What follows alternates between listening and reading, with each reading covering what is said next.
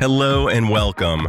I'm Dr. Adam Dorsey, a psychologist in Silicon Valley, and I am the host of Super Psyched, a podcast dedicated to supercharging your life. Each episode contains fun, high-quality interviews with experts looking at psychology from all angles. Super Psyched is your tool to get more of what you want in your life and less of what you don't. Years ago, my buddy Paul said, "Adam, you've got to try improv." Paul is a fearless guy who would do just about anything, so in my mind, it seemed tantamount to skydiving. But he promised it wasn't scary like the other things he did, and he was right. To my astonishment, I felt totally safe in the class, and the goal wasn't to be funny, but rather to be present and to build on whatever was happening in the room. It was a blast and taught me tons about life. All the more, it contained transferable skills that informed me both personally and professionally. Because of improv's ability to help people live more fully, there was no doubt in my mind that I had to create an episode dedicated to it. And I found the perfect person to interview about the topic, Rick Andrews. Rick is an adjunct professor at Columbia University where he teaches acting to MFA students, and he's been a performer and instructor of improv for over 20 years. Yes, he is funny. More importantly, however, he helps usher people and teams of all levels to improv to improve listening skills, public speaking, team leadership, professional innovation, and so much more. You will hear Rick explain what improv is, what it's not, and you will even hear an improv exercise featuring me and Rick. So please listen in as Rick and I discuss improving through improv. Rick Andrews, welcome to Super Psyched. Thanks, Adam. Thanks for having me. Total pleasure. Improv is near and dear to my heart. I did 2 years of it, and what I noticed was that it changed everything that I did, whether at work, in my personal life, and even just kind of the way I viewed the world. And there are so many misconceptions about what improv is. You're nodding, and I'm really excited for my listeners to learn what improv is and what it's not. You know, one of the things I love about improv, just kind of as a spoiler, is that everyone in the process is responsible for one another. I think there's something so beautiful about everyone holding each other in each other's care, and that within the constraints of the rules of improv, there's so much freedom and yet so much safety at the same time, and such an opportunity to do absolutely amazing things. One last thing before the big question, and that is that in a book which kind of serves as a Bible for improv, the Upright Citizens Brigade Comedy Improvisation Manual, the authors really want it known that improv is not just whimsy or laziness, but rather the byproduct of attention, intention, and a serious following of rules. That said, from your perspective, Rick, what is improv? Yeah, I agree with the first 5-6 of that. But yeah, I think maybe fewer rules than that particular book would prescribe. But yeah, it's so much more about attention and care. Like that moment when you were like, there's lots of misconceptions, and I nodded, and then you were like, I see that you're nodding. That is a good example of the kind of skill set that like improv tries to get to, which is like perceiving what's going on with the other person and inferring their like mental state from that. And I think people's misconceptions are that improv is about trying to be funny, or that it's about, making jokes. But really, it's about trying to make the other person look like a genius. It's trying to build this thing together. We don't know what's going to happen, so we have to figure out a way to make that cohesive. And the only way to do that really is for me to support whatever choices you make, and for you to support whatever choices I make. My good friend Lewis Kornfeld, who I perform with, has this great metaphor, which I'm sure he gleaned from somewhere else. So I don't know who the original sources to, but like he says, like improvisers are the archers who never miss, but not by hitting the bullseye every time, but by shooting the arrow first and then painting the target around wherever the arrow landed, which I really like. So yeah, when you make a choice in a scene, I'm there to try to figure out why that could be a great choice, rather than or to be like, that's wrong. And as long as we do that, truly the scene will be successful. And what makes for particularly successful improvisers is improvisers who are they get better at listening and actually perceiving what the choices of their partners are, and then get better at truly supporting them, truly dropping their own ideas.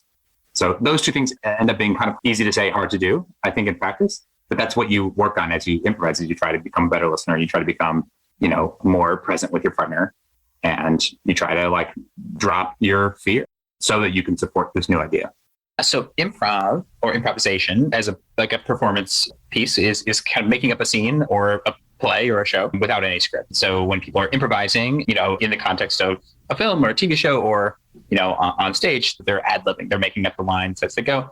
And then improvisation, like if you go to see an improv show, typically not only will the lines be made up, the whole structure is made up too. So in a short form improv, which is what you might see on Whose Line Is It Anyway, there are kind of pre-made games. We're going to play this game. It's going to have these rules, but then everything that's happening in that game, they've come up with on the spot. In long form improvisation, there's no game to each scene. They might get a single word and then just go. So Lewis Cornfield and I do essentially an improvised play. So we get, a location at the start, and then we do an hour, and we don't know anything about what's going to happen. There's no pre-made kind of structure to it. You're just kind of discovering it as you go. And I've seen the two of you do it, and the two of you are incredibly funny. For those of you who've seen, for example, people like John Mulaney and Nick Kroll doing Oh Hello on Broadway, which is partially structured and partially improv, you get a sense of how well coordinated people are. And I'm guessing you and your partner are just kind of know each other really well and are able to kind of dive in and trust that you'll play well. Yeah, when you played with someone over and over again, you learn how to read them really well. So you can kind of tell how their character is feeling or what they're communicating as to their internal state. So it's less that you know what they're going to do exactly, and more that you can tell exactly how they feel. Kind of in that way when you like live with someone or family members, they're like, you kind of know what they're feeling before they even know what they're feeling. And I think you develop that kind of dynamic with people you play with over and over again. So it just really enhances your ability to kind of communicate, because so much of improv is about building off each other. So the first step in kind of establishing the scene is for me to like hear and listen, and with my eyes, like what's already happened. So, if my partner says or does something, in order to build off of that, I have to hear what they actually did or said, not like what I thought they were going to do or say. So the better you know each other, the more you can capture in that listening. And at a certain point, when you see people who've been playing together forever and ever, it's like, it kind of looks like telepathy at a certain point, because it's just like, how do they even know, and it's just reading each other very well. We had a thing a couple months before the pandemic where I had walked backstage and I was like, we were doing like a pretend phone call, and I said something, and then there was just like this pause, and I could picture Lewis's face that he would have been making very clearly. And I kind of said like, are you making this face? And I described it. And then I heard the audience laugh as confirmation. Because there's just like, I don't know, I could picture him. I could hear in his tone of voice how he had reacted, and then I could just picture his face very clearly. So, it does get that level of specificity of how well you know each other. And, one of the things that you're describing also is being so present and in the moment. And one of the things that can happen to couples over time, and it's fairly well documented, is we begin to develop a series of expectations. And in so doing, we cease to know our partner because they've just become a whole kind of cluster of expectations rather than what they're actually feeling in the moment. And I would think that improv could actually be a good way for couples who are out of sync to get back in sync. Well, and it's a totally new kind of language. People who know each other very well are likely going to have like I'd say like a leg up playing with each other, but it's not like it's going to be like facile, right? If it's not something you do. And it totally is like a different way to know each other. There's a really simple kind of interesting game called Mind Meld, where it's not really an improv game, but essentially, two people think of a word. So like, and then we count to three and we say the word at the same time. So it's like 1, 2, 3, cactus, monster. And so then in the next round, you've got cactus and monster. And it's like in the Venn diagram of those two words, like, what's the next word? So basically you're trying to guess, like, what do I think the other person is going to say next? And you're trying to say the same word. So cactus and monster, the person, might go like 1, 2, 3, Gila monster, like whatever the next thing is. So totally. It's, when people know each other very well, they tend to be better at that game. If my partner and I play that game, we'll play for like 1 or 2 rounds and then we'll get the word, because I think we just know each other's like associative worlds much better. Versus if I play with someone, who's a friend of mine, might take us like 6 or 7 rounds to get a match, right? And then a stranger might take us like 10 or 12 rounds. But it's a way of syncing up with your partner and just staying present with whatever shows up, as well as kind of attuning. Yes, totally. I love that. One of the other things that I would imagine, and I'm extrapolating this based on some of the research that was conveyed by Bessel van der Kolk, who is one of the best known researchers in trauma. And one of the interesting things about trauma that he's gleaned is that since His book is called The Body Keeps the Score, and that so much of our trauma is like kind of just residing in our body. Some of the things that help are body movements as well as engaging in acting and plays. And although I've not seen it, I would imagine that engaging in this form of art, getting into improv, would help people move through all types of things, anxieties, traumas, depression, a whole host of things that would actually bolster agency, which is just feeling confident that you have the ability to handle a thing.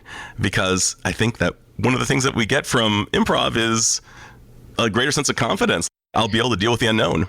Yeah, I can't make any clinically irresponsible for me to like make promises on like a medical level. Sure, of course. Hey, if your partner died, you should do improv, right? But and I want to be clear that I'm hypothesizing. Surmising, yeah. Surmising. I can certainly vouch for that on the more kind of minor daily level, which is like, there's the big trauma stuff, and then there's, the kind of stuff that is tough. And I do think that doing improv helped me deal with that. It certainly gives you confidence. And it's something I see in people in classes, that they have a stronger sense of, at least in the context of the classroom, they're able to deal with uncertainty better. They're able to, manage those little challenging moments. And, I think most of life is in this kind of mushy middle of like, you're stuck in traffic and it's kind of up to you. It's, not the best thing in the world, but it's also not the worst thing that ever happened. And it's kind of up to you, like how you experience that to a certain extent. And so I think like that kind of framing that comes with improv, of like trying to see the best in people, trying to think about how can I make things work? Why could this be a good idea? Why could this be a great choice? That tends to help in a lot of those kinds of just like, okay, you have a minor inconvenience that kind of knocks you aside, rather than getting totally deflated by that. Like, oh, we missed the movie time. It's like, okay, well, what's the best possible outcome given the things that I can't change? That's the mindset you're always in improv. It's like, I can't go back. So like, what's the best possible place we can land given all the things that have happened at this point? And behind the scenes, you were talking about the phenomenon of like the dropped ceramic, and it's broken, now what? And there's this idea, as you were saying, about big T versus little t trauma. The bigger traumas are the really colossals versus the small, more common traumas. It would be interesting to see how both of them, I hope that there's some research out there, and if not, I hope that somebody does do it. But you're also speaking to the concept of cognitive rigidity versus cognitive flexibility. And cognitive rigidity is a hallmark of most kind of symptomatic pathological thinking, versus flexibility. The cognitive flexibility is the way out. And there's good research about, people have done research with improv specifically, where they bring people into a lab, they, have them do 10 minutes of improv, and then they give them an uncertainty tolerance test, and people who've just done improv, even for a short period of time, they score higher on uncertainty tolerance. That's amazing. And if you have the ability to shoot me the link to that, I'd love to include that in the show notes. Yeah. What is improv not that some people may think it is? This seems to happen less and less, but for many years when I did improv, they assumed that I did stand-up comedy because there was a series of improv clubs, a series of stand-up clubs called the Improv. I don't know why they were called that, or who decided that? It'd be like calling a football stadium baseball stadium. I don't understand. Yeah. So, stand-up comedy is one person just up scripted kind of talking. Yeah, I think sometimes people assume when I'm starting a workshop, especially if I'm with a bunch of people who are new, or I'm going into an organization, to do an applied improv training, I've had people come up to me like, are you going to make fun of me? Like it's some kind of like Comedy Central roast or something like that. So yeah, it's not about trying to be funny. It's not about making fun of other people. It's kind of the opposite. It's about trying to support each other, trying to build each other's ideas up. Yeah. I love that. As I hear you saying this, and I've listened to some of your interviews and gotten a sense of what a good teacher you must be, I get the sense that you, like any good improv teacher, creates a safety net for the class to really explore the space, make mistakes. And one of the things, I was terrified before I did my first class. I was like, oh my God, I'm not going to be funny, and everybody else is going to be hilarious, and I'm going to suck. And quickly that I became disabused of that idea. But you just said something so crucial, and that was, we try to make the other person look like a genius. And that is so on target, to use your metaphor, with how I perceive the yes and, which is an important concept to be. And I was wondering if you could tell people, what is the yes and how does it help foster not only good improv, but perhaps a better life? So yes and is like the core kind of, if there is one kind of rule to improv, it's this idea of, like I was describing, building off of this other person. So yes and is like a little shorthand. So if this part, that I always use the same example that I've been using for 20 years. So if someone says, hey, I made you a cake, and the other person says, that's not a cake, it's a cat. I've kind of challenged this reality, right? And so in that example, there's a couple issues. One is, well, we don't know anything for sure yet because we're in disagreement about the basic reality of what's happening. Also, now I feel kind of bad. It's like, you hated my cake idea, Right. And so it's like, I'm now more hesitant to just like toss out future ideas because I don't know if they're going to be, how they're going to be received. So instead, when you yes and, I was like, hey, I made you a cake. And the person was like, oh, chocolate, my favorite. Now we're in agreement that it's a cake. So we have, at first we knew nothing, but now we know something. And actually, the more carefully we listen, the more we know too, right? Which is like, I bet these people know each other. I bet they know each other pretty well. I mean, I made a cake for you, right? And you don't seem that weirded out by it.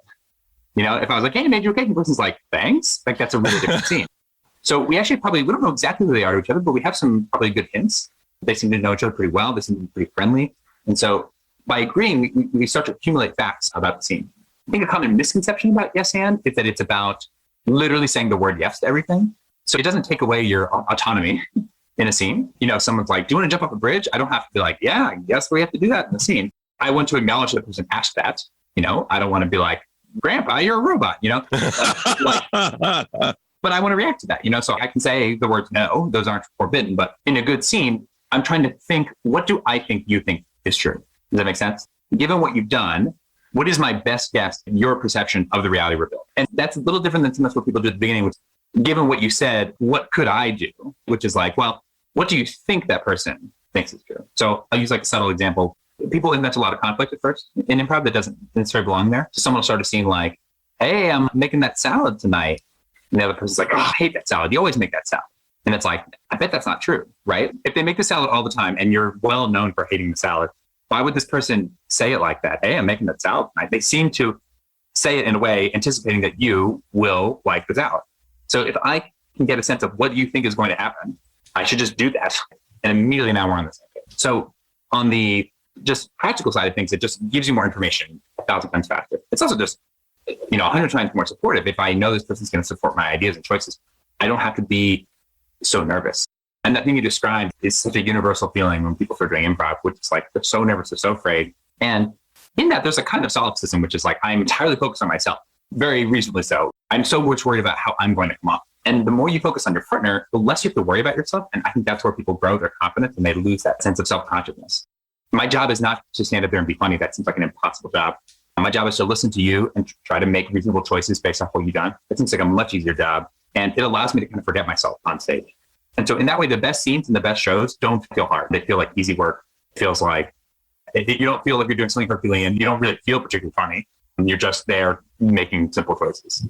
And I love the way you articulated that. What do I think you think is true? And what you just said is the priority is not to be funny, but to be attuned to your partner, to really tune in deeply and to be present. And one of the things that I had to learn was how to shut my mind off and be entirely present with whatever may come.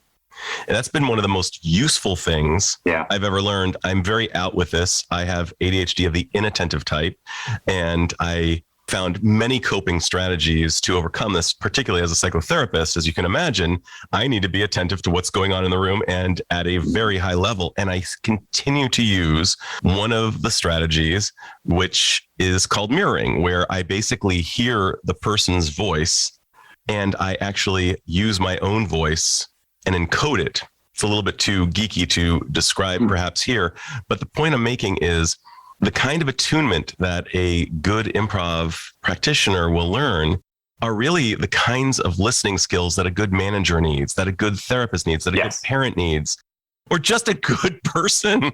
It makes it sound like a weird pitch where I'm like, improv will make you a better person. And I tend to like hesitate to say that, but it is totally true. Like I think everyone who's done a substantial amount of it can feel themselves. Those core skills, in what human interactions do you not use those skills? It does, in what type of human behavior does being a better listener not serve you? So yeah, it makes you a better manager and a better partner and hopefully a better friend. I mean, those things, it doesn't solve all those problems perfectly, but yeah, I had really bad ADD as a kid, and improv was one of the first things. When I started doing it in middle school, I was just really terrible at it, but I loved it, but I couldn't listen or pay attention to anybody. It was one of the first things that really challenged me to have to like really figure out, methods and ways to pay attention. And I'd be in scenes and I'd be doing stuff. And then the teacher would be like, hold on, Rick, did you hear him say that like you're his grandpa? And I'd be like, oh, I just didn't even hear.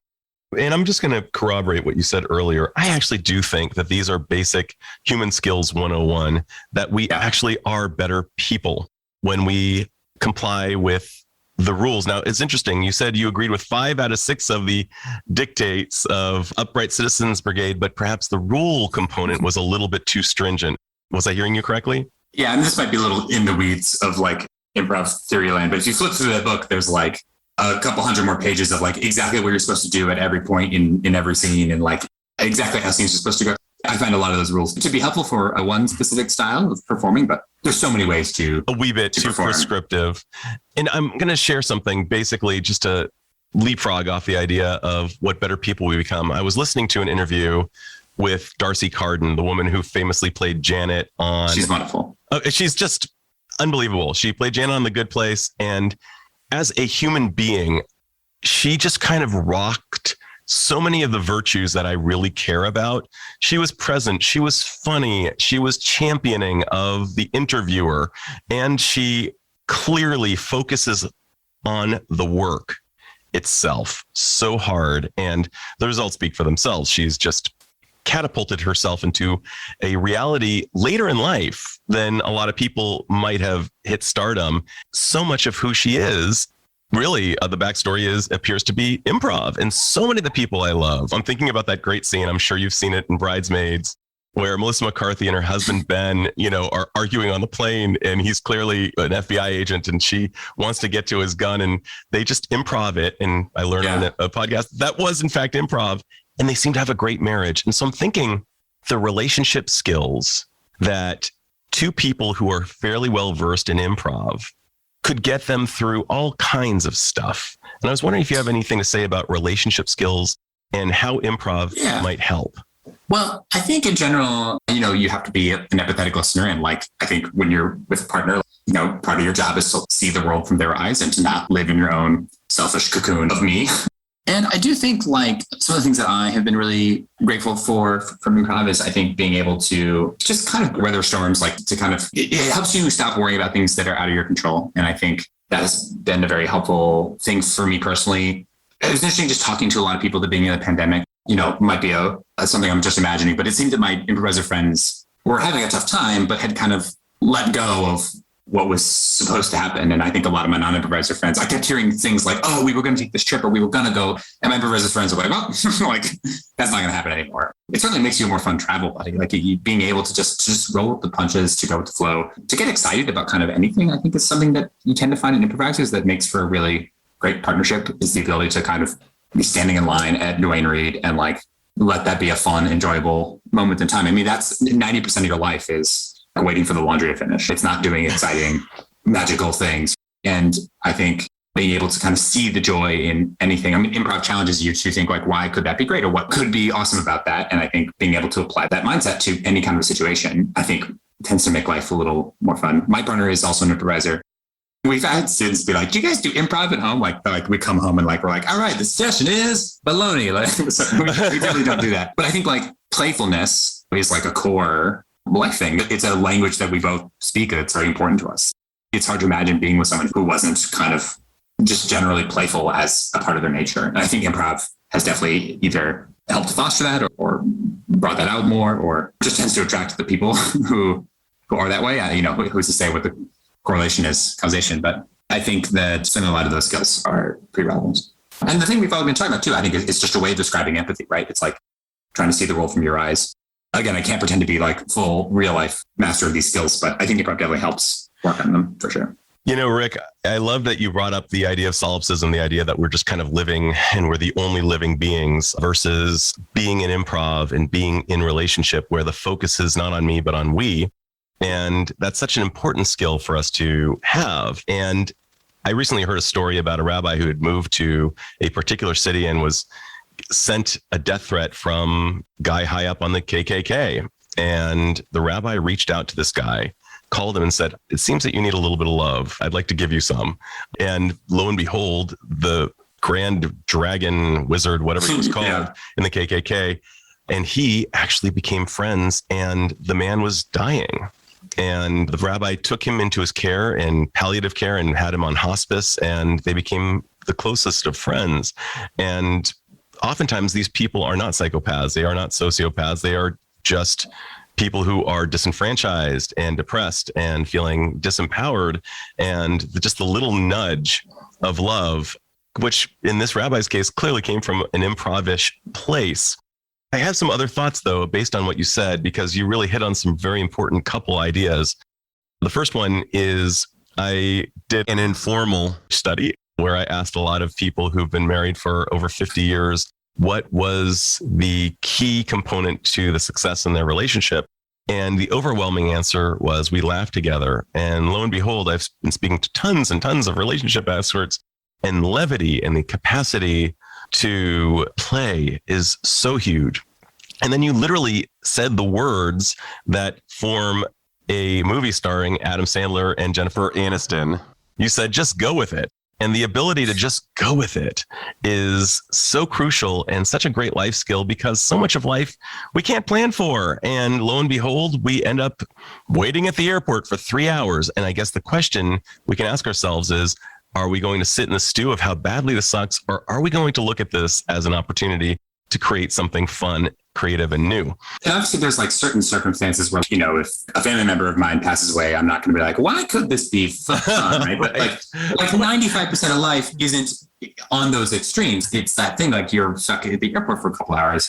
As you're talking, I can't help but think about courage and how much, to borrow an idea from Brene Brown, who said that we cannot have courage without vulnerability. And what is improv but being quite vulnerable, being willing to show up and be courageous. I mean, the idea that a person is fearless, that's boring because they are not being courageous. You have to have no courage required. Yeah. No courage required. They are just fearless. But what improv can do is allow people to really find new horizons within themselves and the relationships that they share. And I would imagine that just everybody kind of being signed on to the kindness that improv brings on, it allows for more vulnerability and more courage.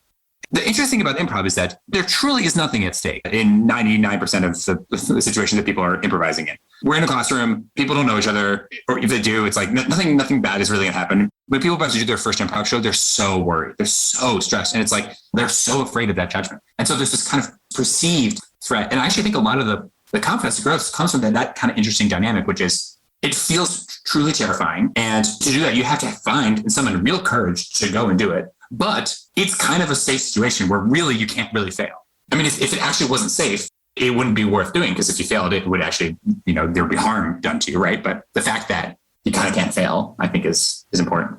Well, it was interesting. I was reading an interview with Amy Schumer, and pretty much she echoed the sentiments of every comedian I've ever read about. And that is, you have to bomb, and you have to bomb a lot. And you have to become tolerant to bombing. And to your point, there is actually objectively nothing to fear. It's all in our minds. And yet statistically, we show time and time again, people really fear public speaking because of the more than death, right? More than death. And the joke, the old Seinfeld joke is the person would rather be in the coffin than giving the eulogy because the eulogy person has to speak publicly. And deep within the recesses of our neuroanatomy is this idea that we could be rejected, and rejection actually did mean death. Because if we were rejected, we would be cast out of our tribe and we would starve. So we really are manifested in really like small ways. If I ask a bunch of 8-year-olds to make up a gibberish word for like some of the games I might play, we might need a gibberish word as a suggestion. So someone's got to make one up. I can't get them to stop giving me suggestions. At age 8, I get 1,000 suggestions a minute, and I'm like, great, we got one. It's floopity flop. Thank you so much. A bunch of C-suite people at an organization. Oh, it's not happening. Many of whom make millions of dollars a year potentially. I get 30 seconds of silence, and then usually some guy will be like, whatchamacallit? It's like, dude, that is already a word. Like, you have to make one up. People get so afraid of failure. Even just doing simple games like that, you can feel people's fear and nervousness and their desire to kind of reflect into the group what they think the right answer is. I'm wondering at home, if a person was to want to try a game with a friend, perhaps a very simple improv game, just to see what it's like, what would be kind of your low-hanging fruit?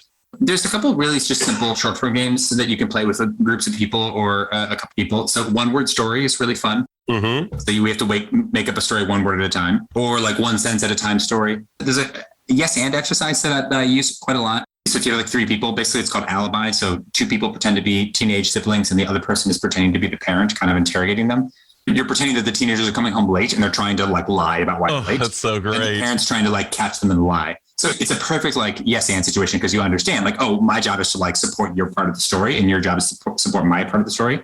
And we can never really lose because no matter how many holes get poked in the story, we can always make up some new thing.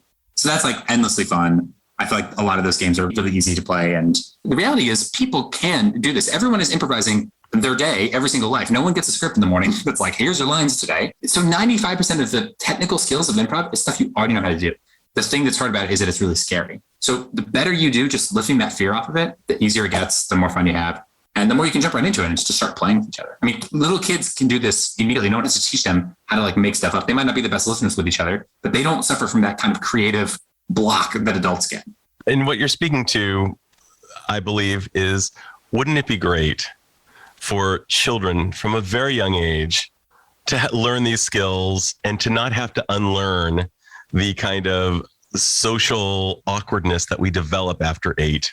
It's so true. Like, I think to a certain extent, that self-consciousness, there's a part of that that's very healthy, right? Like kids are creatively unencumbered, but they're not great listeners because they don't really think about other people in a thoughtful way, right? So I think when you grow up and you become aware of other people, part of where your self-consciousness, I think, comes from is that you then I start to notice other people and how they behave and what they're doing. And then I'm aware that they're doing the same thing to me. They're noticing me and seeing me. And so then I get self-conscious about it.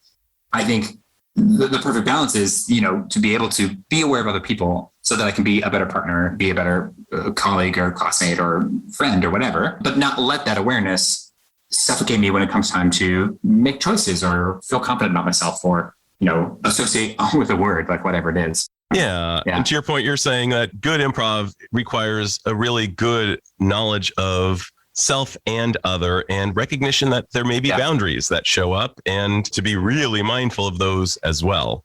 If I'm playing with someone, I'm not going to do something that's going to make them personally uncomfortable. That would violate the entire spirit of what we're doing. So one of the things I've asked Rick to do is to engage me in an improv drill. I have no preparation, by the way, listener, so you can hear what it sounds like in real time, and I will be his student. So what do you got for me? So we're going to do a game I love a lot, this is a really great kind of, might be first day of doing improv, yes and exercise. So, we talked about yes and, it's this idea of like, okay, we're agreeing and then we're building off each other. So we're going to do a game called Alibi. And I believe Lewis made this game up. I'm already laughing, but it sounds so much fun. So it's pretty simple. So we're going to pretend to be teenagers. We're going to pretend to be like teenage siblings or friends. And the setup is that we are coming home late and we're speaking to an unseen parental figure here. So we are late. Let's say that what we were really doing is like we were at a party or something that is not going to fly as a reason. And we can't tell them. We do not want them to find out. Basically, we don't want to get in trouble. So instead, you and I, as these characters, we're going to try to lie about why we are coming home late, but we're going to be making up this lie together. So we are going to need to yes and each other in order for this lie to sound credible and believable. If we start contradicting each other, that's when like the parents will find out that we're lying. We have to be in unison for this. Bingo. So we don't know what the story is going to be, but whatever you say. I'm in. Let's do this. Let's create an alibi. Let's get away with what we just did. Cool. So let's imagine the parent says like, hey, where were you? Adam, why don't you start us off? Well, you're not going to believe this, Mom and Dad. I was driving the car and all of a sudden this man, jumped out in front of He jumped out in front of the car and like he stopped our car. He was like waving and he was like wet, right? He'd been out in the rain, right? I mean, the poor guy, right? Oh yeah. I mean, he looked really rough. It just kind of summoned up my humanity. And he had his car had crashed, right? That was the thing. And totally, his car had, it was a nice car. It is an ice car. A nice car. It was a nice car that was like an ice car, like which was just like a luxury car with like ice adorned on it. Oh, totally. Really, I mean, I forgot about that part. Yeah. There was. It was almost like something out of Frozen. It was weird, right? Yeah, and he was. I mean, he was like looked like fancily dressed, but he was obviously like soaking wet, and he was bleeding a little bit. Like it was. We were so worried for him. And I was also I was a little scared too, but I decided I remembered somebody that, came to my school, like he was like a speaker, told me, we have to be courageous and heroic. So what was I supposed to do? So it turns out he's the assistant governor. Totally. The assistant governor of New York. Yes. And not the lieutenant governor. He's the assistant to the governor. Right. I totally gave me his card, but I dropped it. I also, and we took a selfie with him, but we were out in the rain and my phone. That would be so awesome. I would so want to post that. I know, but yeah, we could tell people our story about how heroic we were, and explain like why to my mom and dad why we were late. Also, because we had to drive him. We had to take him to a place where the governor's people could come pick him up. Yeah, and a helicopter came in. It was pretty wild. They came in on a helicopter. They dropped a rope, and he climbed up. Like, it was really over the top. Totally, it was like in a movie, and I felt like, wow, I'm part of this. I felt like I grew up a couple of years just from this one experience. It was so and you're not going to read about it in the paper because they don't want the publicity. Totally. Hush hush, right? Right. Because he shouldn't have been. The car was it was the governor's car. That's why it was so nice. It was so nice, and had ice. I forgot it. Yeah, totally forgot. See. Oh my God. Yeah, bingo. So I got to tell you, from my subjective experience, it was funny because I didn't go with the ice because I thought you'd misheard me, and I didn't just go with it. And I did mishear you, but we totally made it work, right? Like that was a great moment. That was a great example of like, I think some of the joys of improv, which is like, you're going to make mistakes. Like it's not going to be perfectly flawless. And the fun is not watching people execute it flawlessly. The fun is like kind of watching them deal with whatever comes up, which is like, I really thought you said ice car, and I was all in on ice car. And then I realized halfway through saying that, like, that you had said nice car. And so I was like, well, it's too late to go back. So like, it's a classic improv thing. It's like, it can always be both. We have one idea, there's another one. We can always figure out a way to make both of those things. Where I tell the story about someone doing an exercise where they had to do a scene where they were doing an activity and they weren't talking about it. And I got a suggestion. The suggestion was changing a tire. And so this one person got down on their knees and they started undoing like the lug nuts. And the other person started like pretending to unbutton like a shirt. And then they both looked at each other like, what are you? Because this person heard changing a tire. Like they're like a tire. Right. Then they did both. Like it was too hot on the side of the road, like they made it work. Right. So that was such a fun, like, what a funny thing of like, it's a fancy car. And how you know it's fancy is because it's like, it's ice themed. It was so that's a fun idea. And I love the idea that, he had a special place for the governors to go, and it had to be super hush hush. And you know what else I got from it is so much of life can feel at times like one-upmanship or kind of a zero sum, whereas you and I had to come together against a perceived enemy, and that was us getting in trouble by my parents. It's why I like this exercise a lot. It's very intuitive for even folks who've never done improv that you and I are on the same team together. Our goal is to get out of trouble, and what that ends up meaning is our goal is to make the story make sense. So it puts me in this mindset of, given what you said, why would that have been a good thing to have said rather than why is that a weird thing to have said? And when you think about brainstorming and like the invention of many great things that came from mistakes like the Post-it or penicillin, they were yes-anding. It's like, right. This isn't going to work for the kind of epoxy that we were trying to create with the Post-it, but you know what it'd be great for? And you're basically appealing to your parents. We're creating an alibi. You know what? It would actually go on a stack of papers, and you could just write a note on it and say, please see page 13. And it would be fine. And there's this part of your brain that like, a lot of what happens is you're kind of anchored to different ideas. To give an example, when you were like, oh, the governor, and I was like, the governor had to come get them. I guess I imagine like, how the governors or the president, they'll have this kind of motorcade of people. And then you said they came in a helicopter. And my brain's immediate first response was like, well, that's different than the picture I had. So there's this innate human response to reject ideas like that. And there's a kind of sense in that where it's like, well, why would they come in an helicopter? It's like, I wasn't thinking that, so it couldn't be true. In the real world, like, that would be more unusual than to pick them up in the car. But we're making this up, and we also don't know what's true. So once you say they came in a helicopter, and once my brain accepts that, now my brain is doing the work of like, okay, well, why would they need to get him in a helicopter? It's like, he's got to be somewhere really fast. And, they wanted it to be a big secret. When you accept an idea that is new to you, it immediately causes other new ideas that you would not have thought. I would not have thought of that thing of like, that they drop a rope down or whatever. I just watched this YouTube video of like the physics of a rope from a helicopter. It's like a famous physics problem apparently. It goes on like the Veritasium channel the other day. And so I just had been thinking about like helicopters with the ropes. The second you said that, I was like, oh yeah, they drop a rope down for him to climb up, like in a movie, And so each new thing that you accept, once you let go of your previous idea, you actually find that like there's so many more possibilities in accepting the idea rather than kind of holding on to your previous thing. So I've got a new take on improv based on this. It's literally in vivo, in real time, a celebration of neurodiversity. Because even though we may have similar IQs and similar whole host of things, you and I do see the world subjectively different, and no one sees it exactly the same way. And therefore, I would see a helicopter, you would see a car, and you would have to join with me. And you get to explore the pleasure of joining. Well, and even go further with that, the more different our experiences, the more interesting the stuff we make. There's a ton of research that more diverse teams are more creative together, and it's for this exact reason. Well, Rick, I've got to ask you a final question. Before I do, I just want to mention I've seen your work on YouTube. You are crazy funny and just so likable. And that was really what led me to invite you. I saw you on Friday night and I was just got to invite this guy. And thankfully you responded really quickly. Yeah, it was great. If you had the magical abilities to confer upon all humanity one skill as it relates to improv, what skill would it be? And what effect do you think it would have on both the individual as well as society at large?